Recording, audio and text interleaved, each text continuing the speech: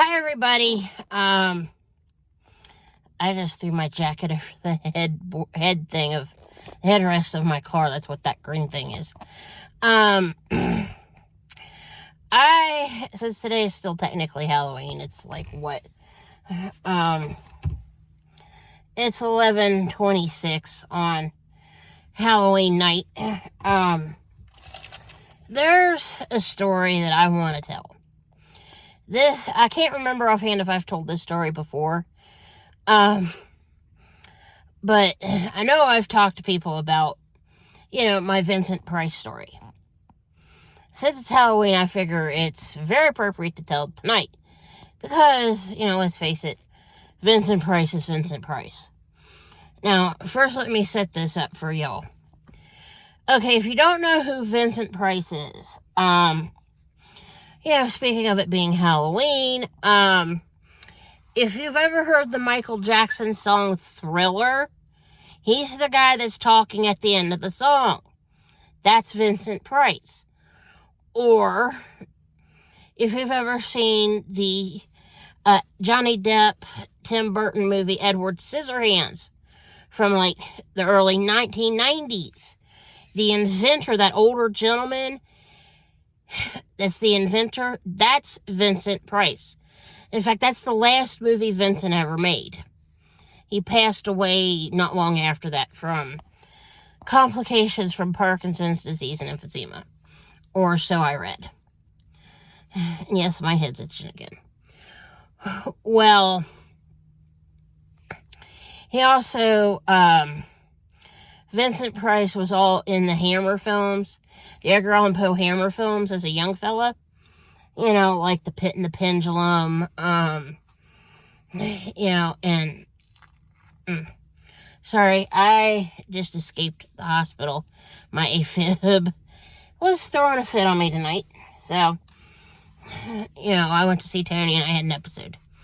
But anyway, I digress. Vincent Price. Well,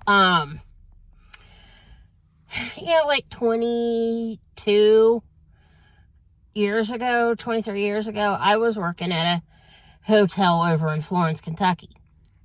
As I sit here now, I'm in Cold Spring, Kentucky.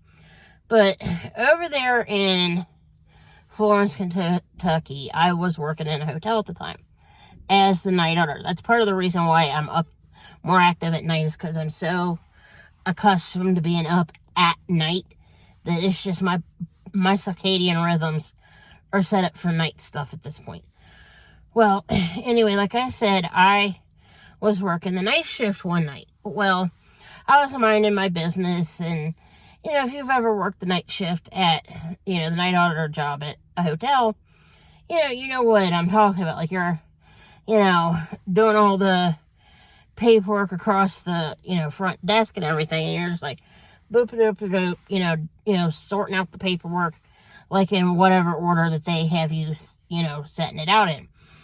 Well, I'm down there, minding my business. Well, at this particular hotel, the way the front desk and the office setup was down there in the lobby, it was like a capital letter U. The front desk was on one side of the capital U. And the offices were on the other side of the capital U. At the bottom of the U was the door to go in to the office, the front desk area, the laundry room, the back office, the manager's offices, and whatever. And then there was the fax machine at the bottom. Well, the assistant manager's office was at the top of the back side of the U, behind the wall between the front desk and the back offices. Well, I got permission from the managers, who were a guy and a girl, and this is important to remember.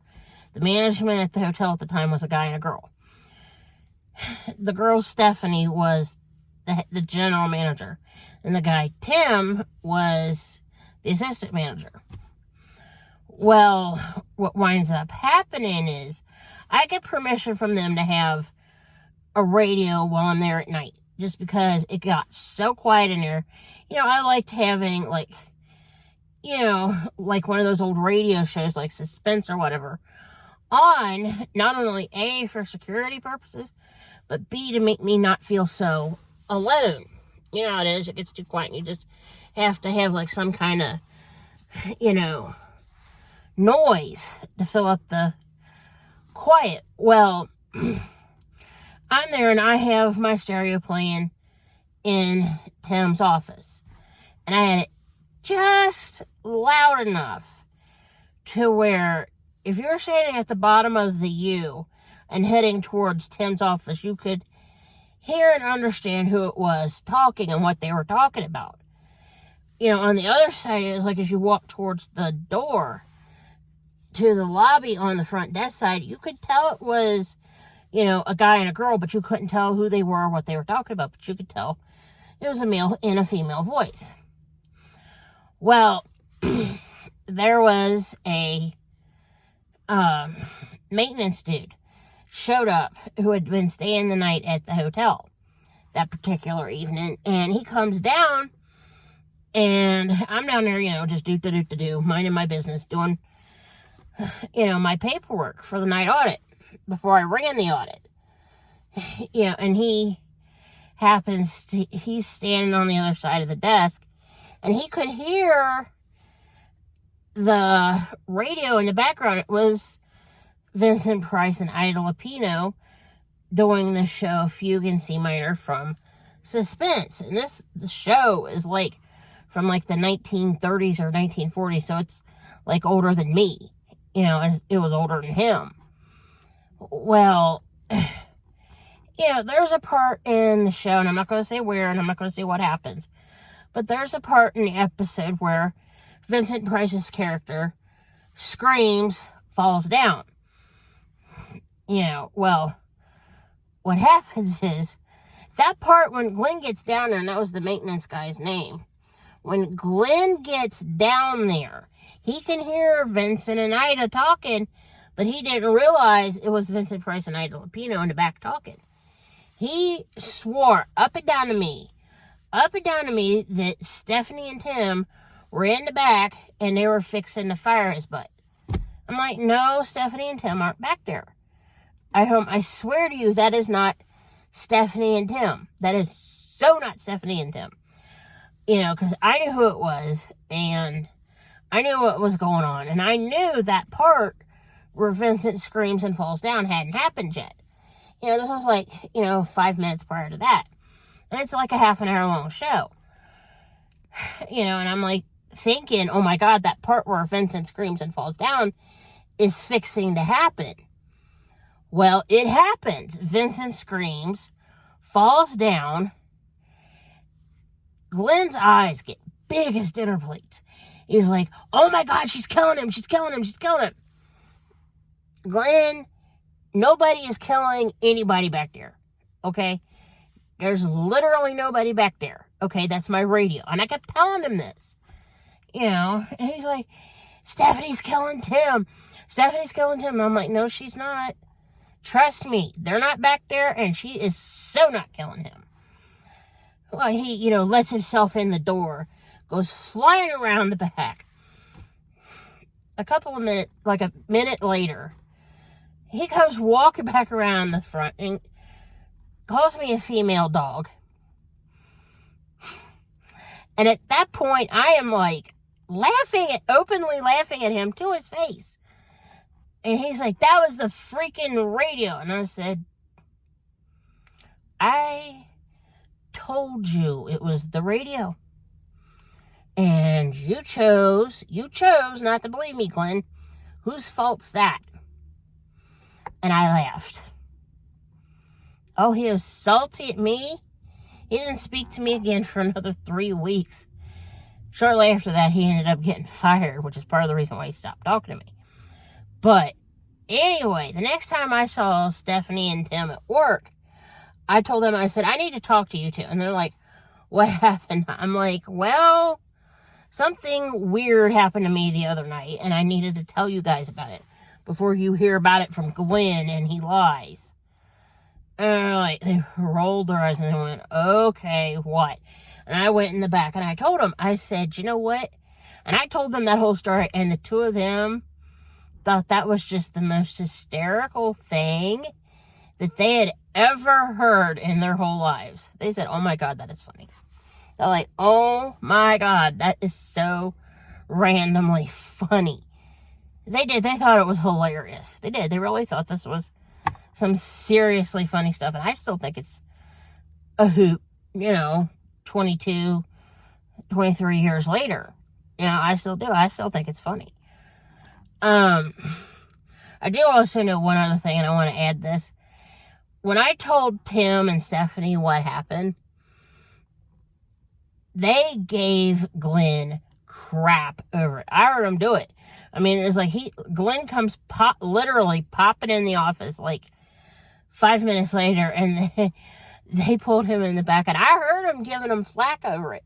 And, he comes walking around, gives me the stink eye, and I'm like, hi, Glenn, and I started laughing at him. And he had this F-U-B look on his face, and I'm just roaring with laughter, and you could tell it ticked him off, but it was funny. It was absolutely funny. I mean, and I'm like, dude, you did that to yourself, so you're going to get things said to you. I mean, because I thought it was funny. To this day, like I said, I still laugh about it. And I still remember that happening. I'm like, dude, really? And I never got in trouble for that because, like I said, I got permission from Tim and Stephanie to have that radio back there to keep me company. And, as Glenn proved, as Glenn proved, it made great security because it sounded like somebody else was back there.